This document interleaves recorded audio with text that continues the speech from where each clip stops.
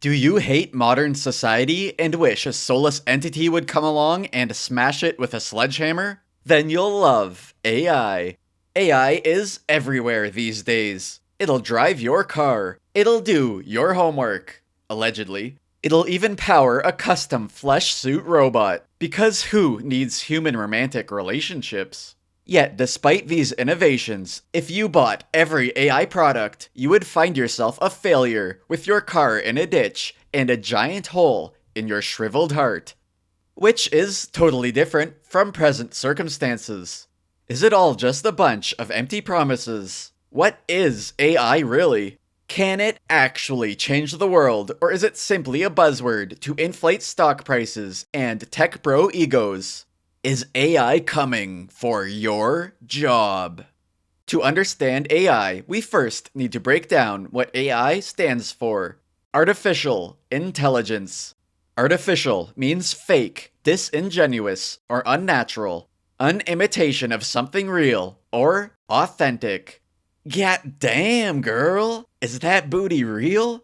It's as real as your toupee.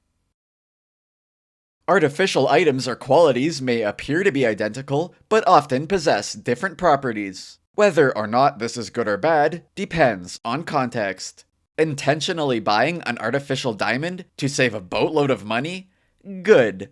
Sending your life savings to an email address claiming to be Scarlett Johansson hopelessly in love with you? Bad. How could Scarlett ever love you when she's clearly in love with me?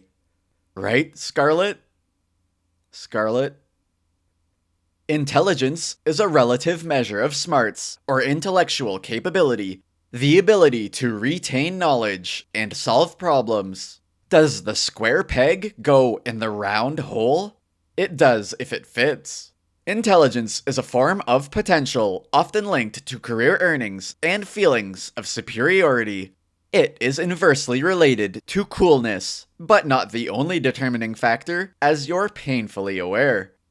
Intelligence cannot be definitively quantified or measured, but there have been attempts, such as IQ tests and driving slow in the fast lane. Put the two words together, and we get artificial intelligence. Fake smarts. Imitation knowledge. What claims to be smart, but isn't? What goes out of its way to appear more capable than it is? What if faced with the opportunity to learn something, or simply become better at bullshitting, would choose bullshitting every time? The person in the mirror, obviously, but also politicians. Politicians, the problem solvers, who never actually solve any problems. The people who claim to have all the answers, but for some reason, life never gets any better. The pinnacle of overpromise and underdeliver. Good heavens, how do we save all these children from dying? I don't know. How much money have the children paid me lately? Politicians selflessly serve the people by having better wages, pensions, and health coverage than the people.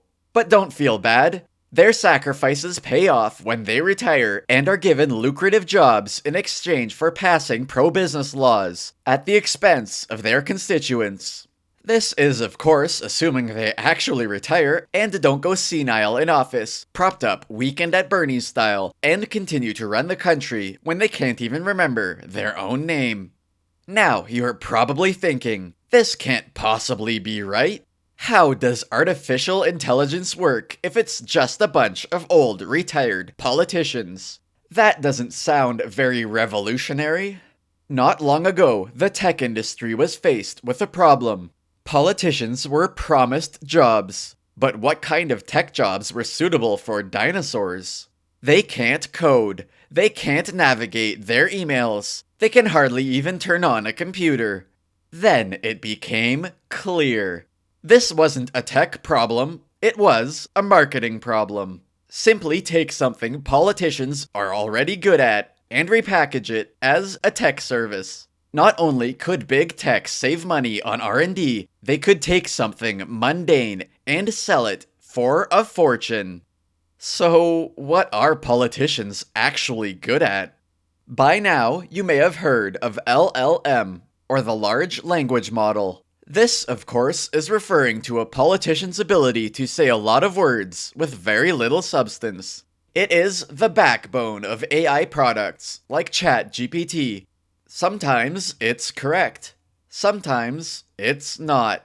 The important thing is that it keeps spitting out words, which is exactly what politicians excel at. Why admit defeat when you can be confidently incorrect? Self-driving cars? Retired politicians behind virtual controls. Thankfully, tech companies equipped their AI with familiar tools like wheels and pedals, not gamepads and joysticks, which would utterly confuse the old bastards. So what causes self-driving cars to lock up or plow into ditches? Sometimes it's AI's nap time and they fall asleep. Sometimes they're having a little midday alcoholic bender. Other times they forget where they are and want to go home, back to the old country. So AI is nothing more than old retired politicians pretending to be computer software? It seems unbelievable. Believe it. By now you may have heard about the Whole Foods fiasco. They claimed their stores were powered by AI watching you shop. Walk in, grab your items, walk out, no checkout needed. In reality, it was a bunch of Indian employees manually entering data, not complex computer code, causing some to rename AI actually Indians. If you're thinking this disproves AI being retired politicians, it doesn't. India has politicians too, you racist. So before you give AI personal information or purchase an AI-powered romance bot, remember what AI really is. Remember who is answering your prompts and driving your car half drunk. Remember who is hearing your deepest and darkest secrets and saying your name in an overly suggestive manner. Maybe you're into that sort of thing. They certainly are. You do you. If an uber-rich tech CEO has a problem with this video, I'll take it down for $10 million. Or you could probably nuke me from orbit.